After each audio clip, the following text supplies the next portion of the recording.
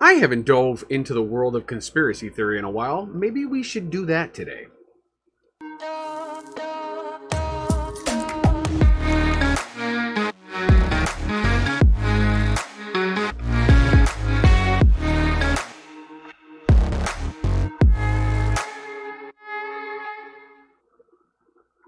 So there has been some recent developments in the Jeffrey Epstein case involving Ghislaine Maxwell.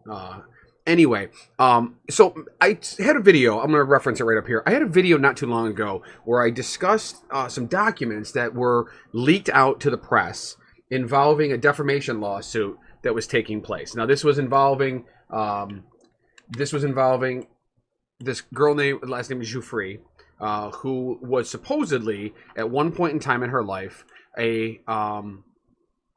basically a sex slave to a certain extent. And the really damning shit that involved this whole thing is the fact that her father was the one that introduced her into this lifestyle.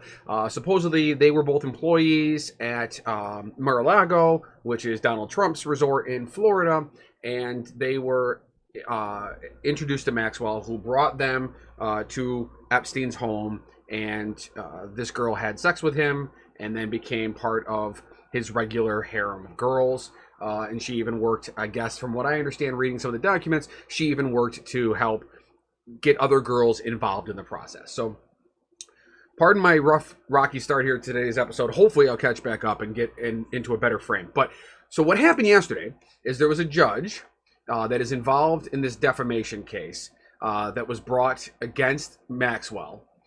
This is a 2017 defamation lawsuit. It's actually been settled, but there were some documents involved through the Freedom of Information that had been kept in the dark. Now, this U.S. District Judge, Loretta Preska, she ordered a large number of unsealed documents to be released, and some of them actually did make their way out, but not all of them did. And this new order, and this is involved because Alan Dershowitz is now suing Giuffre. So now this girl that is involved, I'm all over the map here, but follow along for a second. This girl that is involved in the lawsuit against Maxwell, she named Alan Dershowitz. Alan Dershowitz is a prominent lawyer. He's a Harvard professor. And so he sued her. She sued him. They both got a court case going on right now. To add to it, Alan Dershowitz has now named Wexner. What is his first name? I'm missing it. Leslie Wexner. Now, Leslie Wexner is the owner of L Brands. Now, L Brands is mostly known for Victoria's Secret and The Limited. And he is now being compelled to testify, I'm assuming in Dershowitz's defense, but who knows at this level. Now, why does all this matter? Well, the reason why this all matters is there's a couple of reasons. Let's talk about the good reasons why this matters first. The good reason why this matters is because child sex trafficking is a real problem. I mean, it's a real thing that happens. I have been involved in a very tertiary way for a number of years with the National Center for Missing and Exploited Children. I mostly work in a fundraising role and some awareness stuff, right? And sex trafficking, far more than actual kidnapping, is the prominent problem. It's the sexual abuse and trafficking of children into these sexual worlds that they're being dragged into. This is a real problem in the United States. There's no doubt about it. Now, what's happening recently is that you're getting more and more people that are saying that we're not paying enough attention to it. And this has been led by a number of conspiracy theories that have taken place over recent months. One of them very well known involving some online retailers that supposedly were selling products at exorbitant prices that were supposed to be a front for the handoff of sex slaves between the elites. Now, I don't subscribe to any of that. I'm sure if you found this video through search, though, you may. And why is that? Well, come to find out, it's because of this organization called QAnon. Now, I'm going to admit, I knew absolutely nothing about QAnon until recently I started hearing the name. There's a prominent woman who is running for Congress who is a vocal supporter of QAnon and all of the related conspiracy theories. Now, I did a little reading this morning. Of course, high-level reading. I'm not getting into the nit and gritty of this because I really don't have that much time to spend any energy on it. But I guess this all started because of this online poster named Q, thus the QAnon, Anonymous. And this person began posting a few years ago on 4chan. Now, 4chan, if you're not aware, and I'm not a 4chan expert by any stretch. In fact, I've never really even been to that part of the web. But 4chan, 8chan, these kind of websites are part of the darker side of the web, the where conspiracy theories live, where a lot of information gets leaked out. You see a lot of it with Hollywood. A lot of like script information gets leaked out. Actor relationships get leaked out, something to that effect. Anyway, this guy was posting on 4chan. Now, his original claim to fame was because he had talked, this was back in October of 2017, he had talked about the imminent arrest of Hillary Clinton. And then he went into this, which of course never happened, but then he went into this whole thing about how they were involved in this pizza company. It was coined Pizzagate, where supposedly the restaurants like Comet Ping Pong Pizzeria in Washington, D.C., Hillary Clinton was involved and was a prominent sexual predator and trafficker of children for sex. Wow. Okay, so this goes on and on. There has been a whole bunch of this stuff, and this QAnon has stayed active, now falling into an even darker part of the web. I don't even know what the hell it's called, some 8 thing. Anyway, regardless, it's now gotten attached to this child sex trafficking issue that we have in our country, and it's blown up into this huge conspiracy theory issue. And at the heart of it is this QAnon, Ghislaine Maxwell, Jeffrey Epstein, fed, of course, by the weird account of how Jeffrey Epstein died, supposedly at his own hands in jail, but yet cameras weren't working, guards fell asleep, he was moved into general population. And then, of course, we've got what happened with the federal judge not too long ago, the assassination of her son and the attempted murder of her husband, and then the suicide.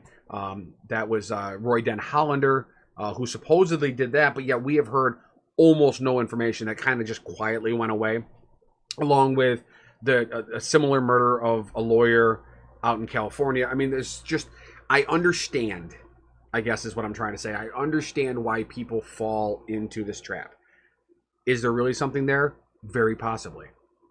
Is it part of some greater cabal, some Illuminati that is, or lizard people that are pulling all the strings and operating the marionettes or the puppets, as you were in across the world? No, I don't think that is the case. I don't think that we are being taken advantage of by the super elite wealthy. Are there some really super rich scumbags out there that like to have sex with children?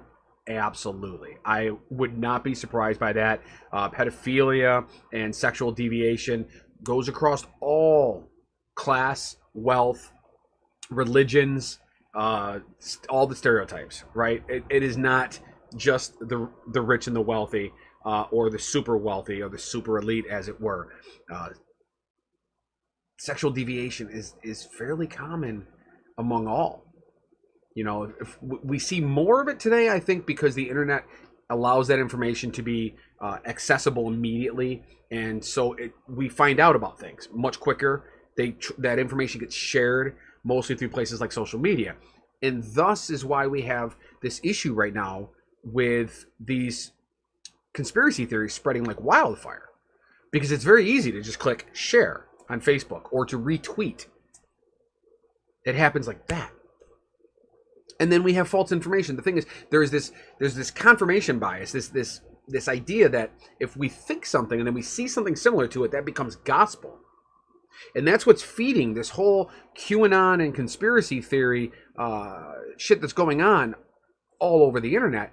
Also, of course, made worse because we're going through a global pandemic and there's so much unknown, so much fear factor that's at play right now. So then the question becomes, well, is this all dangerous? Human trafficking is dangerous. Child exploitation is dangerous. I don't know to what extent we can take our foot off the gas with the internet, though. We certainly don't want to legislate it. We don't want to control it. We don't want to. We don't want to take away the ability for people to kind of post what they want within reason. I think campaigns, political campaigns, should not be able to overtly lie. But you got an Aunt Cheryl who's sharing nonsense on Facebook. Should we necessarily be censoring everything she posts? To a certain extent, maybe we can. But conspiracy theories do offer a therapeutic value for those people that are struggling with the reality of life right now. And they're mildly entertaining to a certain extent. I don't know. I guess that's a lot going on there. I wish there was more information about this QAnon movement and the fact that it's permeating its way into politics right now. The fact that we have a woman that is going to most likely be in Congress because she's in a very, very, very strong Republican area is a little scary to me. But I guess we'll see what happens with that, and we'll address it when it comes. What do you think? Do you have information on QAnon? Am I missing something here? Do you think Wayfair and Amazon are exploiting children and sending them across the mail? I don't know. I think it's all nuts. Let me know what you think in the comments below. I appreciate the feedback. As always, if you like today's video, smash that like button and subscribe if you haven't already. Still building the channel. It's moving along, chugging along just nicely. I will see you guys tomorrow on another episode of the Daily Octane. I hope you have a great day today. Thank you.